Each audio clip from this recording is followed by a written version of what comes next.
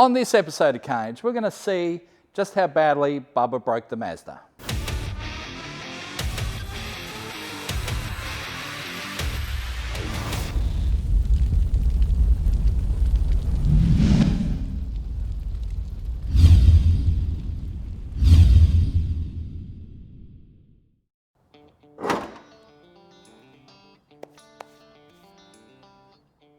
For those of you just joining us, this is our Mazda MX5, and it is in the top 10 of quickest Mazda MX-5s in the world.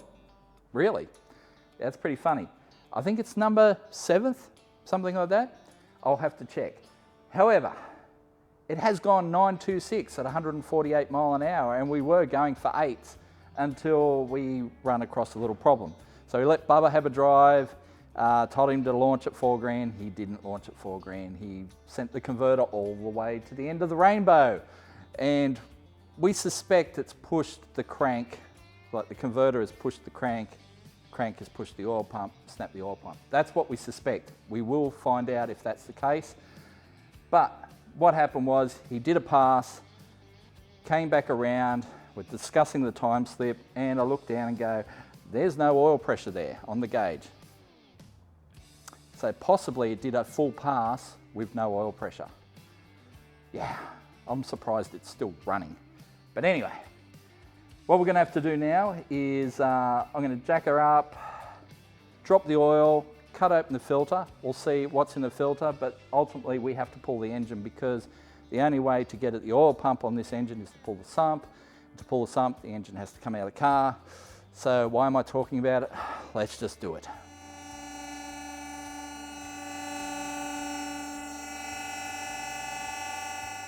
So I've cleaned the drain pan completely so we can see what metal's in there, but some mandatory shifter action. There we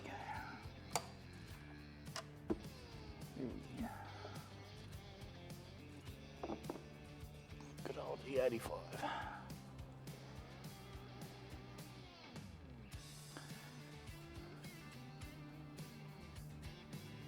Doesn't feel gritty, which is a good thing. But I guess we will see when we cut open the filter. All right, let's get the wrench. Ooh, pretty. The guys at Ryko have been watching our videos and reckon we need a better tool for removing our filters. So they sent us this. Thanks, guys. All right, which one do we need?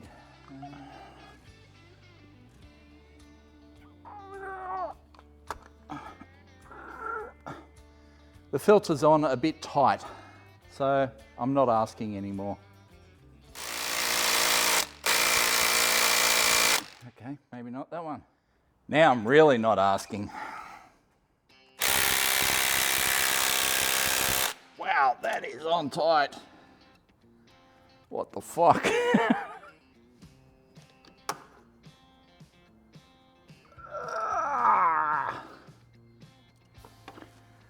Okay.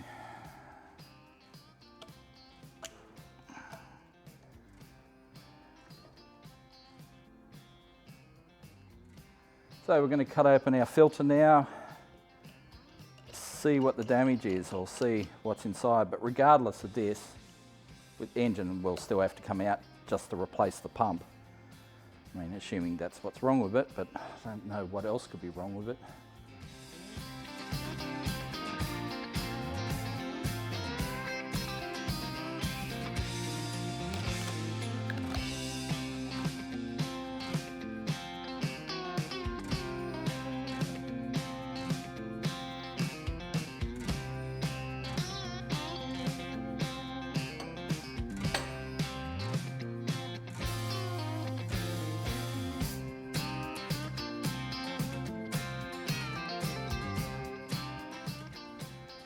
You know what? This doesn't look bad at all.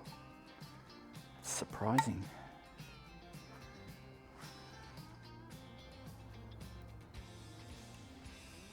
Wow, I'm not seeing any metal at all. Look at that, it's clean.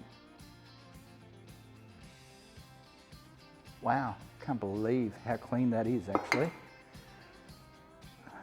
I mean, if this is let go at the start of a run,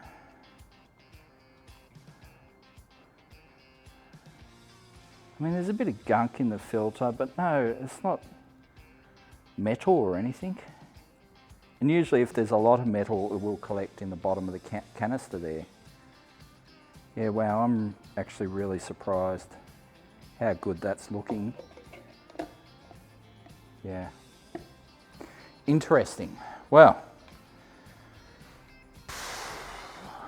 I wish it had an external pump or something. We could just whack another pump on it and send it. That would be the Carnage style, wouldn't it? However, yeah, as you can see, we can't pull the pump off inside the engine bay because, well, the pump sits right there behind the sump.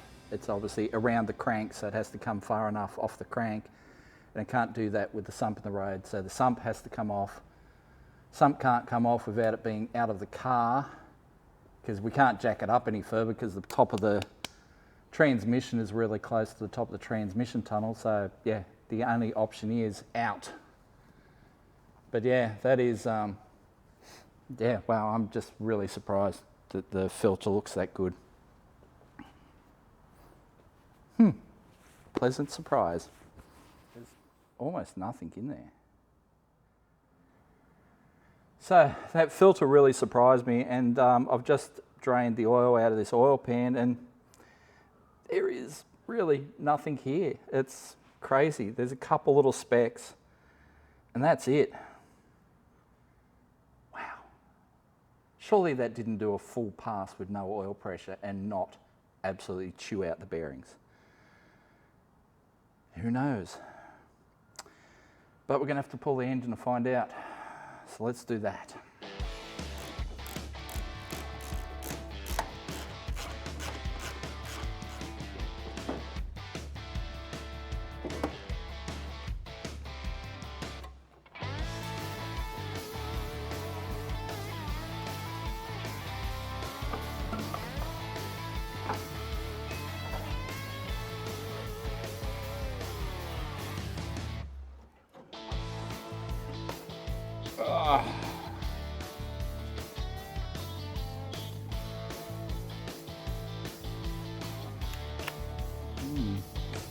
Oop, okay.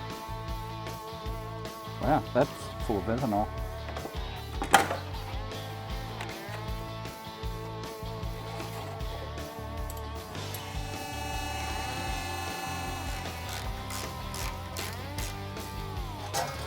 Ow, ow, ow.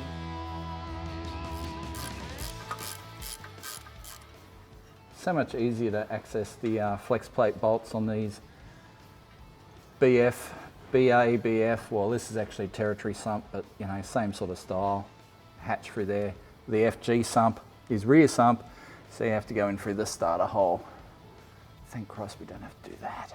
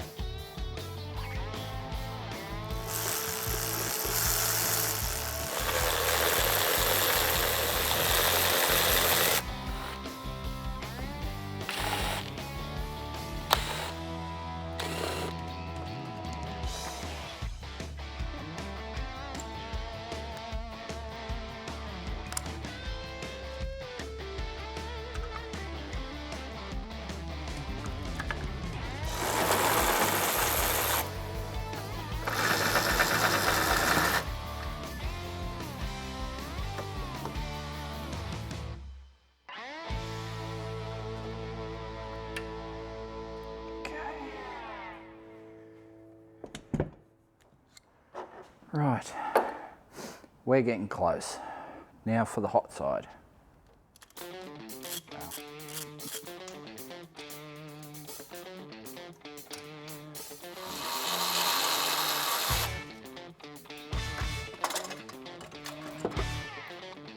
Dump pipe.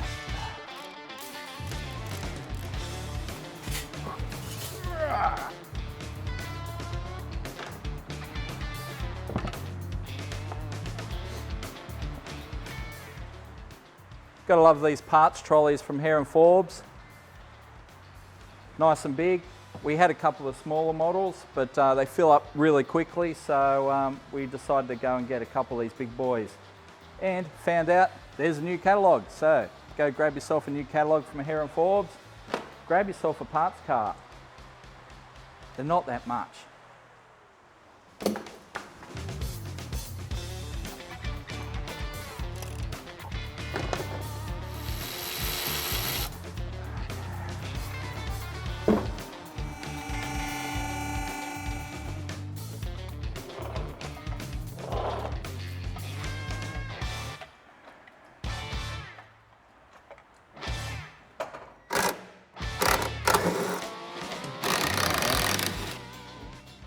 So we've got everything unbolted from either side of the engine except for the engine mounts. What I'm going to do is drop the back of the trans down so I can access all the trans bolts. Unfortunately, we can't pull the trans and engine out together. It needs to go near vertical to come up out of the engine bay. So we've got to sort of separate them in the car and just pull the engine out by itself, but that's all right. So I'm going to drop the back of the trans down, do those bolts on the transmission. This will be out in like the next 20 minutes. Look at that. Full view of all the bolts. Sweet.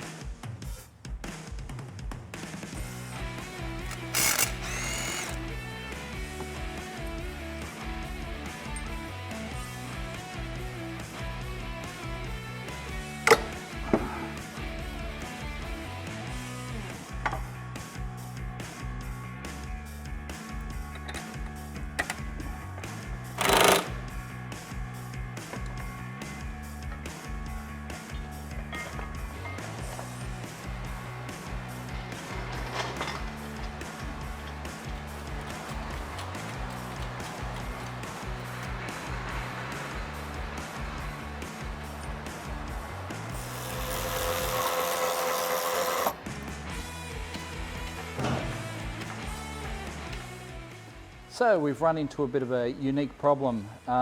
We haven't had the engine out of this car for quite a while. In fact, we haven't had it out ever since we've done the tubular cross member in the front of this car.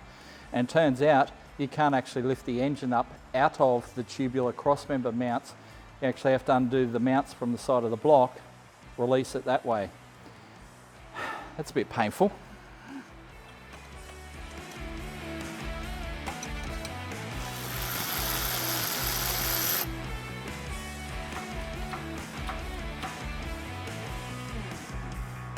Oh,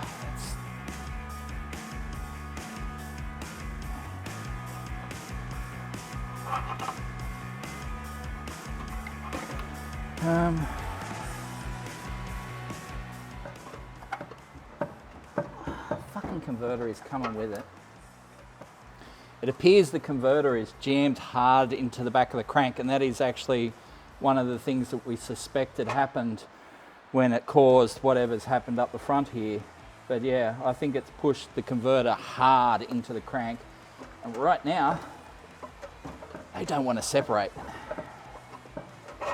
Which means the converter might come out by itself. Yeah.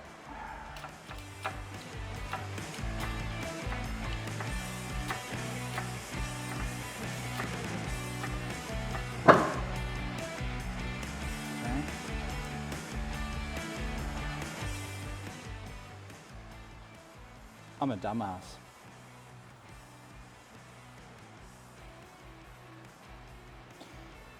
I thought it was a GM converter and had 3 bolts. Then I just remembered it's not a GM converter with 3 bolts. It's a GM transmission, but it's a Barra converter with 4 bolts.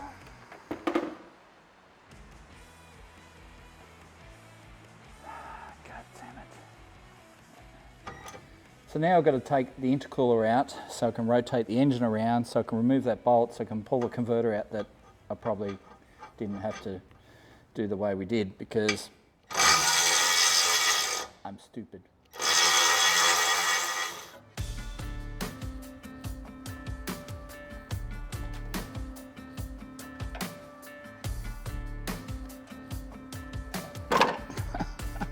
The engine's rotating.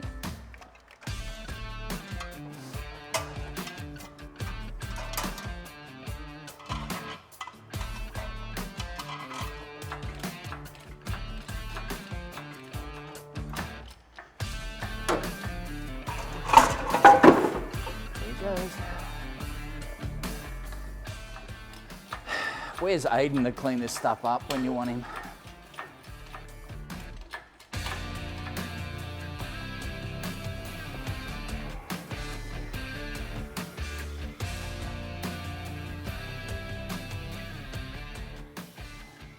I can't believe I did that. Always count the bolts. Turn it all the way over. Check that all the bolts are gone. Oh well, it's out now.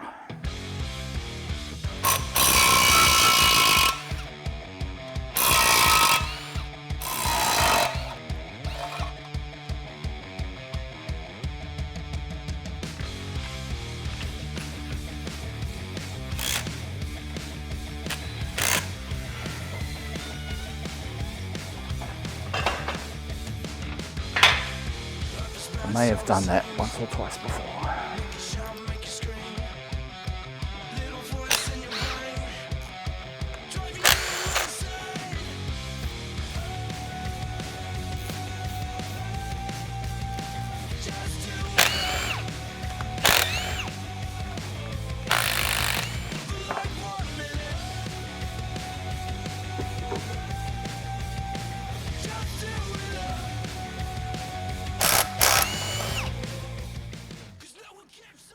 Normally my next move would be to pull the balancer, but because it's an aftermarket balancer, the standard Barrow balancer puller doesn't pull it.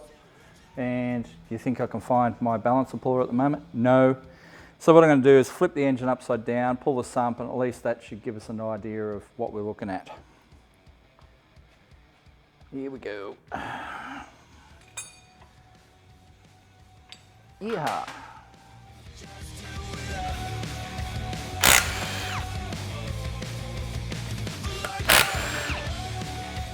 Alright, now for 8mm bolts times 1 million.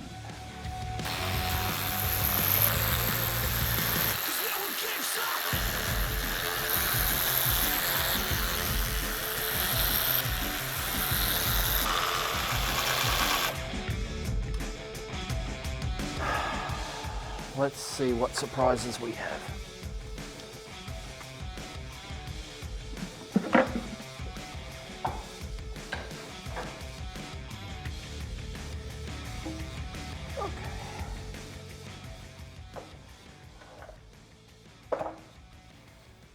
Aha, we found the problem. So it hasn't actually pushed the crank or the oil pump. So Bubba's in the clear. This isn't a Bubba problem. This is kind of a Scotty problem, but not a Bubba problem. That is the oil pressure relief valve, which goes in the pump. Now, we put this tiny little washer in there, I believe, and a spring, and we tightened it up, but obviously we didn't tighten it up enough. So that's unwound itself, and now it's dumping the oil pressure straight out the relief hole. So that there's a spring probably hiding in there somewhere. But yeah, you're in the clear, Bubba. Still, we can't really trust this motor. Who knows how long it had no oil pressure for.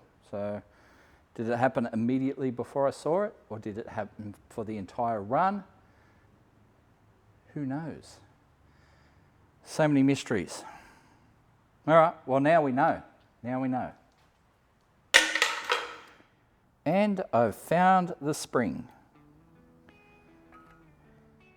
So that is our pressure spring. So yeah, little piston goes in the pump, spring, little washer was there to add some extra tension to the spring, and then obviously the nut that holds it all in, which obviously wasn't done up tight enough, or either not done up tight enough, which I thought it was, but if it wasn't, that's on me. And yeah, well, bugger, wow.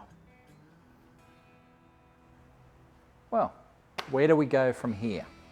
Engine's out, and we could put that oil pressure relief spring and valve and everything back in it, seal her up, send it. Sounds kind of risky. I mean, this is Carnage and we do silly stuff like that all the time, but that is kind of risky. We could pull, you know, some bearings and have a look, see if they're okay. But essentially, what are we doing? If we seal it up and send it, we're just sending it out there with the stock bottom end again, and we already know that's limiting us. You know, we know we're out of injector, so we need new injectors so we can wind up the boost. We have those injectors sitting inside, so we've got the 1650cc injectors to go in there. Of course, then those injectors have the capacity to send this engine to somewhere up here, and then the rods and pistons are limiting this. So, is this an opportunity to go full send? Is this an opportunity for us to put rods and pistons in an engine, maybe this engine, maybe another engine, but maybe this is an opportunity for us to not just run 8s, but very fast indeed. How fast? I don't know, but I guess we've got a lot of data to chew through, a lot of things to look at.